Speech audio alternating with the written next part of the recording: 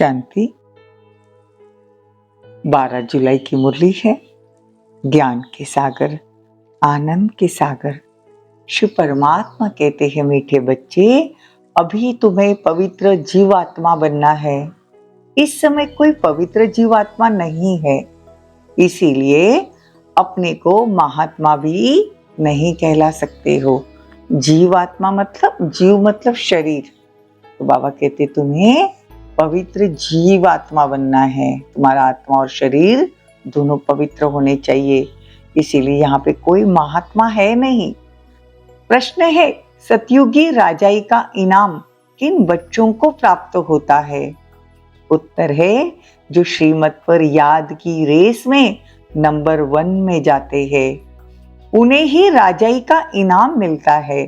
तीखी रेस होगी तो रजिस्टर में नाम अच्छा होगा और इनाम के अधिकारी बनेंगे। तुम बच्चे दूरांदेशी बन बड़ी दूर की रेस करते हो। देखो, 1 सेकंड में निशान तक मतलब परम धाम तक पहुंच वापस लौट कर आते हो। देखो, बुद्धि की रेस करनी है, बुद्धि को परम धाम तक दौड़ाना है, फिर लौट कर आना है। तुम्हारी बुद्धि में है, पहले हम मुक्ति धाम में जाएंगे, फिर जीवन मुक्ति मतलब सतयुग में आएंगे। तुम्हारे जैसी रेस और कोई कर नहीं सकता। गीत है, आखिर वो दिन आया आज। ओम शांति। यह कौन जानते हैं कि आखिर वह दिन आया आज? बच्चे, हम बच्चे जानते हैं आखिर वह दिन आया आज जो हम बाप के सम्मुख बैठे हैं। देखो, सम्मुख परमात्मा, कलयुग का अंत, सतयुग की आदि का संगम, उस पर भगवान हमको मिल गया, तो भगवान नीचे आकर हमको पढ़ा रहे हैं। आत्मा कहती है इस शरीर द्वारा, अभी तुम बैठे हो, जानते हो हम आत्माएं अभी परमपिता परमात्मा के सम्मुख बैठी है। बराबर 5000 वर्ष पहले भी हम आत्माएं यानी जीव की आत्माएं मतलब शरीर और आत्मा दोनों ने बाबा के सम्मुख बैठकर ज्ञान सुना था। बाबा आज गुह्य गुह्य बातें बता रहे हैं। बाबा कहते हैं, तुम आधा कल्प से मुझे याद करते आए, बाप आएगा ही तुम बच्चों के बुलाने पर। देखो, जब द्वापर युग शुरू हुआ तो अव्यभिचारी भक्ति थी, एक की भक्ति शुरू हुई। अव्यभिचारी मतलब एक की भक्ति शुरू हुई, फिर अनेकों की हो गई। अभी हमको अव्यभिचारी याद करनी है, मतलब एक बाप की याद करनी है। बाप एक ही है और एक ही बार आकर ज्ञान से आधा कल्प के लिए प्रारब्ध बना देते हैं। संगम युग पर एक बार आते हैं और 2500 साल तक हमारी तकदीर बना कर जाते हैं। तो तुम नंबर 1 पुरुषार्थ करते हो। कोई तो राजा रानी बनते हैं, कोई प्रजा, फिर कोई दास दासी बनते हैं क्योंकि राजधानी स्थापन हो रही है। सब तो महाराजा नहीं बनेंगे। तुम जैसा जैसा पढ़ोगे, जैसा पुरुषार्थ करोगे, पुरुषार्थ मतलब परिवर्तन करोगे अपने में, तो क्या होगा? राजाई मिलेगी। अभी तुम दूरांदेशी बनते हो। हमारी बुद्धि कैसी है? दूरांदेशी। तो दूरांदेशी बुद्धि को त्रिकालदर्शी कहा जाता है। जिन्हें तीनों लोकों तीनों कालों का ज्ञान है, उन्हें त्रिकालदर्शी कहा जाता है। देखो, देवताओं को भी तीनों कालों का ज्ञान नहीं है। अगर उनको पता चले कि आगे वो वापस कलयुग में दुखी होने वाले हैं, तो सतयुग का सुख भी न भोगे। इसीलिए बाबा कहते हैं, देवताएं भी त्रिकालदर्शी नहीं है।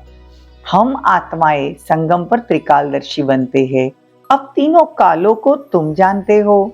मूल वतन, सूक्ष्म वतन, यह स्थूल वतन, तीनों लोग हुए ना। अब दूरांदेशी बन गए हो। तुम्हारी बुद्धि में आदि से अंत तक सारी नॉलेज आ गई है। नंबरवार पुरुषार्थ अनुसार जितना जितना मुरली सुनेंगे, याद करेंगे, उस हिसाब से हमको ज्ञान समझ में आएगा। कोई कमजोर होते हैं तो रेस में पीछे रह जाते हैं। ये तो बड़ी दूरांदेशी रेस है। तो बाबा कहते, अभी तुमने 84 जन्म पूरे किए, अभी तुम जानते हो ये छीछी दुनिया है, ये छीछी शरीर से मुक्त होकर हमको जाना है वापस अपने घर। देखो, बाप रोज ये रेस सिखलाते हैं कि परम धाम में जाने की प्रैक्टिस करो। तुम्हारी रेस अविनाशी है। बाप को जितना जास्ती याद करेंगे उतना तुम्हारा रजिस्टर में नाम अच्छा रहेगा। कहेंगे इनकी बुद्धि की यात्रा बहुत तीखी है, यात्रा करनी है, रूहानी यात्रा करनी है, लेकिन रूह को बाबा के पास लेके जाना है, शरीर को नहीं। तो ये रूहानी यात्रा हुई। तो जितना समय हम बाबा को याद करेंगे, कैसे, यहाँ से मैं आत्मा निकली सीधी परम धाम, बाबा को टच किया, बाबा से शक्तियां ली, सीधी अपने स्थूल शरीर में। ये प्रैक्टिस करनी है। तो बाबा कहते हैं इसको रेस कहते हैं बाबा। तो बाबा रोज ये रेस सिखलाते हैं।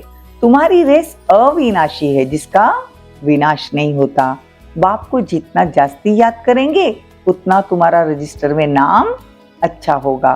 कहेंगे इनकी बुद्धि की यात्रा बहुत तीखी है, याद से ही विकर्म विनाश होंगे। याद नहीं करते हैं तो विकर्म विनाश न होने के कारण पिछाड़ी में रह जाएंगे। देखो, प्रजा व दास दासी बन जाएंगे। तो बाबा इसके लिए थोड़ी प्राइज दे रहे। बाबा तो नर से नारायण, नारी से लक्ष्मी बनने का प्राइज दे रहे हैं। तो बाप राजाई का इनाम देते हैं। अगर उनकी मत पर चल दौड़ी लगाई तो कोई तो 2 कदम भी दौड़ी नहीं लगा सकते। दौड़ी मतलब परम धाम में बाबा के पास जाने की प्रैक्टिस करनी है, बार बार प्रैक्टिस करनी है, तो तुम्हारी विशाल बुद्धि हो जाएगी। तो बाबा कहते हैं देखो, कोई बेंगलोर वाले बच्चे, कोई मद्रास वाले बच्चे बैठे हैं, फिर तो क्या बाबा मद्रासी में थोड़ी बैठ सुनाएंगे? नहीं। कहते भगवान सब भाषाएं नहीं जानते, दुनिया वाले कहते हैं, परंतु ये ड्रामा में नहीं है। ड्रामा में होता तो मैं सब भाषाओं में भाषण करता, लेकिन बाबा कहते हैं कि मैं आता ही हूँ संगम पर। कल्प पहले जिस भाषा में समझाया था उसी भाषा में समझाऊंगा। देखो ड्रामा कितना पक्का है। 5000 साल पहले जो भाषा में बाबा ने समझाया था वही भाषा में समझाएंगे, इसलिए हिंदी का जोर है। बाप कहते हैं कि मुझे अपना साथी बना लो, बड़े प्यार से याद करो। साथी ऐसा साथ लाना चाहिए जो एक्यूरेट समझा सके।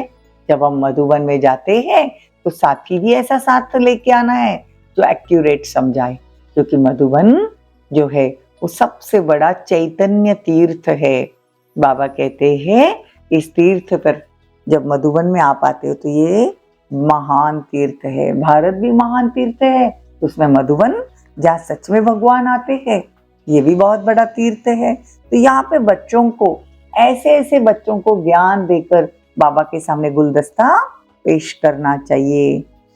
तुम्हारा राज्य होगा भारत में। जब भारत में तुम्हारा राज्य था तो क्राइस्ट आदि का नाम निशान नहीं था। तो तुम बच्चों की बुद्धि में सारा ज्ञान होना चाहिए। तुमको दुरानदेशी बनना है। बाबा देखो आज बार बार समझा रहे हैं, क्योंकि आत्मा पर ही लेप छेप लगते हैं। आत्मा, बाबा कहते हैं आत्मा निर्लेप नहीं हो सकती। दुनिया वाले कहते हैं ना कि निर्लेप है आत्मा। आत्मा पर कोई पाप का और पुण्य का लेप नहीं लगता है, लेकिन लगता आत्मा पर ही है, शरीर पर नहीं लगता है। शरीर तो यहीं खत्म हो जाता है। आत्मा ही है, ये शरीर छोड़ दूसरा लेगी तब ये सब लेके जाएगी, क्योंकि आत्मा अविनाशी है। ये काया तो विनाशी है। तो बाबा कहते काया पर कोई अर्थी पर बिठाते हैं। देखो ये जो काया होती है, कहने का भावार्थ बाबा का ये है, ये शरीर रूपी जो रथ है उसमें जो आत्मा बैठी है, मतलब आत्मा बैठी है। देखो हम कहते हैं ना कि अर्थी को उठाओ। अर्थी मतलब क्या? अरथी मतलब ये जो रथ है शरीर का, इस रथ में से आत्मा, मतलब आत्मा निकल गई तो सिर्फ क्या रहा? रथी रहा ना। तो ये अर्थी जो है, ये निकली हुई जो रथी है, ये काया है, इसको ही जलाते हैं। तो बाबा कहते सारा लेप चिप किस पर लगता है? ये अर्थी पर लगता है ना, मतलब आत्मा पर लगता है। तो बाप बैठ समझाते हैं आत्मा ने एक काया छोड़ दूसरी ली, दूसरे में जाकर प्रवेश करती है। ये सब समझने की बातें हैं। बाबा कितना अच्छी रीति समझाते हैं। बाप कहते अभी तुम बच्चे अपनी ऊंची तकदीर बनाने के लिए धारणा कर रहे हो। श्रीमत का उल्लंघन करने से तकदीर को लकीर लग जाती है। यह भी भूल जाते हो कि श्रीमत देने वाला बाप है। तो आखिर वह दिन आया आज, यह तुम जानते हो कि भगवान सम्मुख आकर बैठ समझाते हैं। तो भी बाबा कहते तुम मुझे भूल जाते हो, अभी तो घड़ी घड़ी भूल क्यों जाते हो। बाबा कहते मुश्किल कोई सच बतलाते हैं, झूठ बोलने में तो देरी नहीं करते। माया अच्छे अच्छे रुस्तम बच्चों को भी थप्पड़ लगा देती है। बाप तो सब जानते हैं, बतलाते हैं, तुम भूल करते हो, बड़ी डिससर्विस करते हो। बाबा कहते तुम भूल करते हो तो बड़ी डिससर्विस करते हो। अच्छा, मीठे मीठे सिकिलदे बच्चों प्रति माता पिता बाप दादा का याद प्यार और गुड मॉर्निंग। रूहानी बाप की रूहानी बच्चों को नमस्ते। हम रूहानी बच्चों की रूहानी माता पिता बाप दादा को याद प्यार गुड मॉर्निंग, नमस्ते, थैंक यू, बहुत बहुत शुक्रिया। धारणा के लिए मुख्य सार, दुरानदेशी बन तीनों कालों को और तीनों लोकों को जान, बुद्धि की रेस करनी है। देखो, इस चीची दुनिया चीची शरीर से मुक्त होना है, झूठ बोलने की आदत को मिटाना है, श्रीमत का उल्लंघन कर डिससर्विस नहीं करनी है। वरदान, लौकिक वृत्ति दृष्टि का परिवर्तन कर, अलौकिक का अनुभव करने वाले ज्ञानी तू आत्मा भव। देखो, लौकिक में जो भी आत्मा है, मतलब हमारे घर परिवार में है, वृत्ति कैसी होनी चाहिए हमारी, ये सब अलौकिक बाबा के बच्चे हैं। तो बाबा कहते हैं अलौकिक बना दो, लौकिक में रहते भी, अपने ग्रस्त व्यवहार में रहते भी लौकिक को अलौकिक की दृष्टि से देखो। ये आत्मा हमारा भाई है, ये आत्मा बाबा का बच्चा है, ज्ञान से चलो। तो बाबा कहते लौकिक संबंधों में रहते हद के संबंधों को न देख, आत्मा को देखो। देखो, आत्मा को देखने से या तो खुशी होगी या रहम आएगा। खुशी होगी ना, आत्मा ये मेरा भाई है, रहम आएगा, इस आत्मा को भी बाबा का परिचय मिले। ये आत्मा बेचारी परवश है, अज्ञान है, अगर उसको गुस्सा आ गया तो समझने का ये आत्मा बेचारी खुद, देखो बाबा की बच्ची है लेकिन परवश हो गई है क्रोध के, तो रहम आना चाहिए।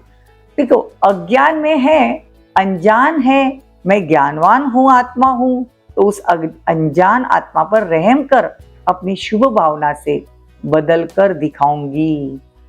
देखो, अपनी वृत्ति दृष्टि को बदलना ही अलौकिक जीवन है। तो काम अज्ञानी करते हैं, वो आप ज्ञानी तो आत्मा नहीं कर सकते। आपके संग का रंग उन्हें लगना चाहिए।